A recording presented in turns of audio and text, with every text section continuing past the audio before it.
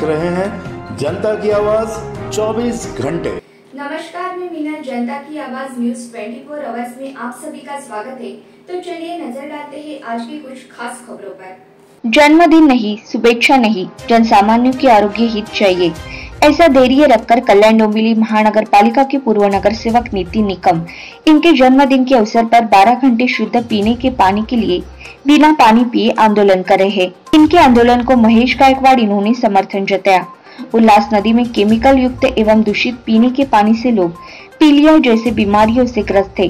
सभी के लिए और आने वाले पीढ़ी के लिए उल्लास नदी प्रदूषण मुक्त हो, इसके लिए पूर्व नगर सेवक कैलाश शिंदे बोरकर नदी पात्र में खड़े रहकर 12 घंटे आंदोलन कर रहे।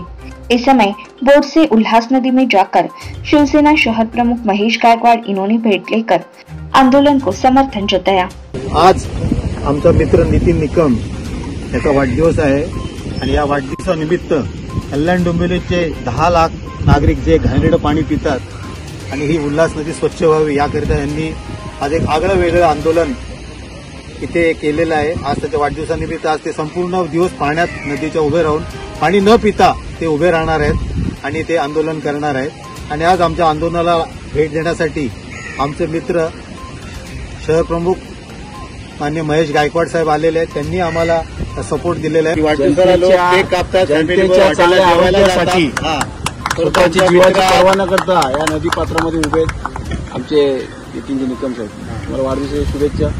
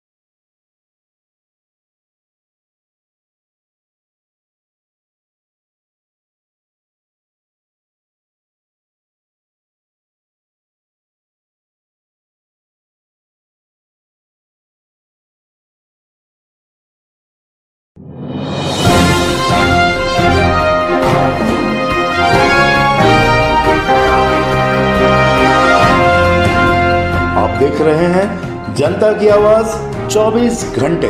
नमस्कार, मैं मीना। जनता की आवाज न्यूज 24 आवर्स में आप सभी का स्वागत है। तो चलिए नजर डालते हैं आज की कुछ खास खबरों पर। सिंधुदुर्ग यहाँ पर मालवन के राजकोट किले पर बांधे गए छत्रपति शिवाजी महाराज का पूर्णाकृति पुतला सोमवार को ढह गया। इस घटना के बाद आज राज्य में राष्ट्रवादी कांग्रेस की ओर से आंदोलन किया गया। इसी के तहत कल्याण पश्चिम यहाँ पर छत्रपति शिवाजी महाराज चौक में राष्ट्रवादी कांग्रेस पार्टी अजित पवार गट ने मूक आंदोलन किया। यहाँ पर शिवराय का भव्य स्मारक करने की मांग पूरे देश के लोग कर रहे हैं। इस समय सुभाष गायकवाड़, मनोज नायर, माया कटारिया, ब्रह्मा माळी, जयसी कटारिया, शरद गौड़ी, अर्जुन नायर सहित राष्ट्रवादी कांग्रेस पार्टी के पदाधिकारी बड़ी संख्या में उपस्थित थे। बघा, आपल्या सर्वांना माहित आहे, काही दिवसांपूर्वी महाराष्ट्राचा आराध्य दैवत छत्रपती शिवाजी महाराज यांचा अश्वारूढ पुतळा सिंधुदुर्ग जिल्ह्यातील राजकोट किल्ल्यावर असणारा तो एक दुर्घटनाग्रस्त झाला। या घटनेचा कुठेतरी निषेध करावा म्हणून आम्ही आज राष्ट्रवादी काँग्रेस पार्टीच्या माध्यमातून आमच्या वरिष्ठांच्या मार्गदर्शनाखाली त्यांच्या आदेशानुसार आम्ही आंदोलन केलं।